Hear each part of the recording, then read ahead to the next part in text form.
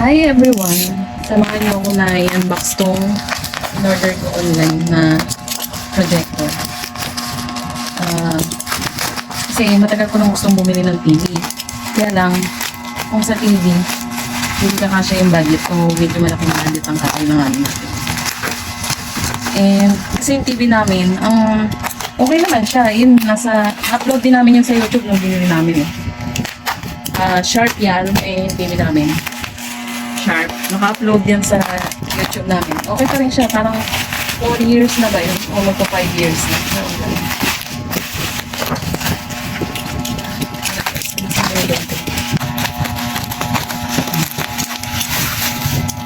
Yun nga, yung TV namin kasi na ginagamit is, ang nakakainis lang doon is sobrang delay ng remote control.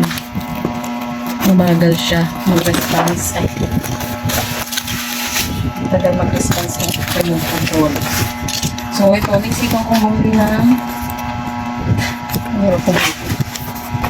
projector na lang instead of TV. Ano pa ba naman? Iba ganun pa yun. So, buksan na natin. Ito ay Modopo S500. Titignan natin kung okay siya, maganda ba siya. So, kasama na rin dito yung pag-review ng item siguro. Yan. Ito yung kanyang ngit-ngit na tayo kanyang mga saksakan. Tignan natin. Yan. Ang ganda. Ang side niya. Maliwanag ba dyan sa video? Kasi nakontra sa liwanag. Tanggalin natin ito. Ito yung napili ko kasi meron na daw itong speaker. So, hindi na kailangan mag-add ng speaker. Kaya, malakas na siya. And, Android 14 na to. Updated na siya. So, yan. I-set up muna namin. Tsaka namin papakita sa inyo yung outcome. Tingnan muna natin itong kasama niya sa box. Ito yung power cable or power adapter. Ayan. Ayan, yung manual na hindi ko naman binabasa. Ito ay HDMI cable. Ano ba ba? Ayun. Wala na. Ayan. Siyempre, meron siyang kasamang remote. Yung problema namin sa TV is yung remote. Ang liit lang ng remote. Wala ata pong kasamang battery. Hindi na nakita ko sa ibang wala nga. So, kailangan natin maghanap ng battery. Dalawang AAA. So, sa-set up muna namin, tsaka namin i-video ulit. Wala silang ginagawa.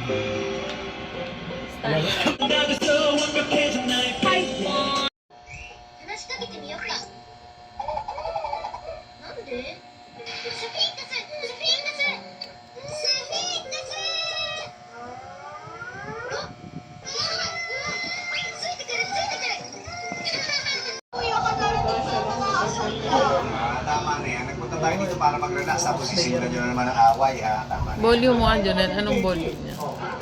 6-7. Ang mga constitution namin, hindi na kami mag-aaway sa 2019. Panindigan niyo yan, ha? So, ito po yung kasamang cloth screen ng projector and pinlansya ko siya para matanggal yung mga wrinkle at saka yung mga bakat ng fold. And ang ginawa ko po dito is nilagyan ko ng maliit na stainless na tubo sa pinakataas para pag sinasabit ko siya mas banat. Tapos pinasok ko yung kasamang cord sa loob para hinahang ko lang siya. And ayan, sasabit ko na lang siya. Tapos bala ko lagyan din ng patigas yung pinakababa para mas balat tsaka mas bagsak yung screen niya. So, ito pong kasama na nabili ko ay 60 inches. Dapat pala mas malaki ang nabili ko na para yung buong isang wall. Pero okay na rin to kasi maliit lang space namin. Medyo nakakalula din pag sobrang laki. O, dito ko siya sinet up. And pagbukas mo, yan, ganyan siya kalaki. Yung buong wall namin, Ito is parang nasa 2 meters mahigit po yan. Yan. Pag open mo, ganyan siya kalaki. And babalik naman siya dun sa last setup mo kung saan mo siya sakto sinet. Ayan nga pala yung kasama na screen cloth. Ayan, bumabalik siya sa dati. Yan yung screen cloth na kasama. Ito ay 60 inches. So, nilagyan ko lang siya ng stainless na tubo, yung parang pang curtain sa taas tsaka sa baba para medyo banat.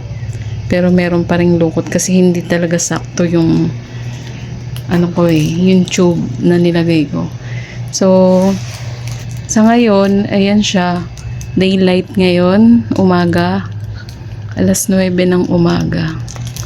Ayan, okay naman siya, malinaw. So, pwede namin siyang gamitin sa umaga, kahit na umaga. Kaya lang may mga video na ang tingin ko ay medyo madilim siya, lalo na kung mga madilim yung movie. Pero kung malinaw yung video or puro light, okay siya. Ayan, mag-play tayo ng video. So, ito yung isa sa video namin sa YouTube. Ayan, ang volume niya is nasa 29. So, pag dinagdagan ko pa siya, ayan, lumalakas talaga siya. As in, malakas. Pag nanood kayo ng movie, tamang-tama. Ayan, malakas siya talaga. So, ito movie. Pero YouTube din po ito. Ayan, medyo may konti pang lukot yung sides niya. Pero, okay naman na. Ayan. Paris! Kunya Kota! Romana Negro!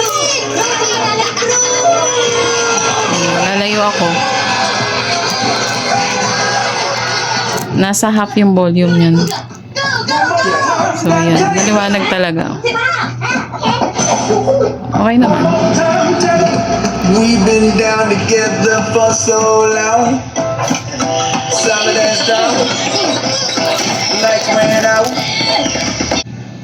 So, ayan. Kung gusto nyo na maggawa ako ng video ng mga tutorial, kagaya nung kung paano siya i-set up, comment lang kayo dyan sa baba. So, ayan po yung kanyang liwanag. Pag ganyan yung pinapanood, hininaan ko lang po siya para makapagsalita ako. Pero yan, para i-volume up ko po ulit. So, kung nakarating po kayo dito sa dulo ng video, please like and subscribe na rin po kayo para sa marami pang video. Salamat po. So, volume up ko na po siya.